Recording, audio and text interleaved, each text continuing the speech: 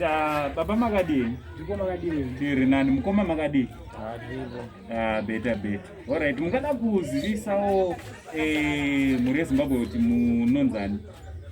Muri Zimbabwe ini ndinonzi Valenard Tereza. Alright. Mukoma munonzani? Tichaona Tereza. Mukoma tichaona Tereza. Alright. Nasi tiri kuno kurimuka nzvimbo ineyi yemaGBSQ handiti. So ngatichitenderawo tikati rega timbouya tizokuonai.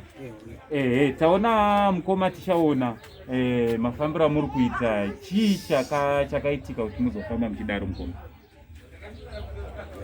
Yanzi stroke kuchipatara. Stroke.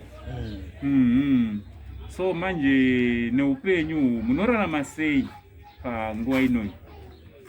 Especially nekuti mune ma-challenges estroke aminawo. Wakatooma upenyu wacho wamazuva. Alright. Baba, ndimune basa iyi?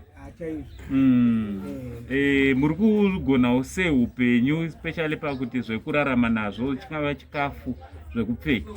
Upenyu hwacho hwakandiomera zvekuti kudai pasina nyasha dzaMwari mukomana uyu hairarama, asi ndakashingirira ndikaedza. Izvozvi pane zvimwe zvanga zvasara kuti mari dzekuti aende kumaphysics handichisina.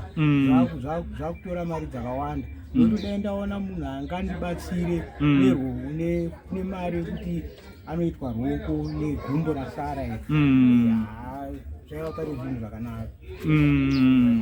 Alright, aiwa tinotenda. Zvino nhasi tatirega tingoya tingozobatsiranawo nemi, tine kachipo kedu kadiki katinoda kuti tinge tiri tinokupai.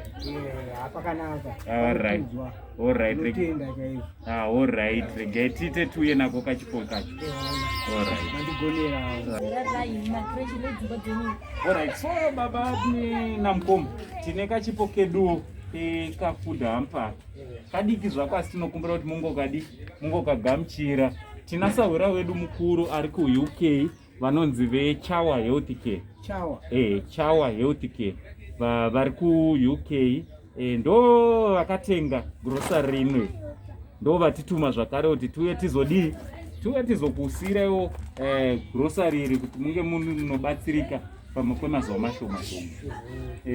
Amenoti mungada kuti kudii kunasahura wedu mukuru? Inini kunasahura mukuru ndakakutenda endi ndaona honest wenyu, ndisingambofungira kuti munodzoka zvishua, asi ndaona muchidzoka endi ndinoti kwamuri so Mwari nezvamuri kuita udai vakutungamirira.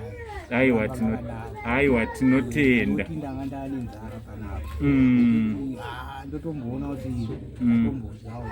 Aiwa tinotenda nekuti zvese zvirimo, mafuta, raisi, sipo dzekugezesa, flour, matemba, munozviona zvirimo imomo.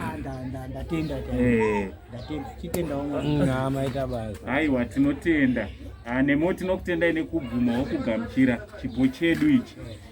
So from Ango Saint neChawa Healthcare pari rinoti much love.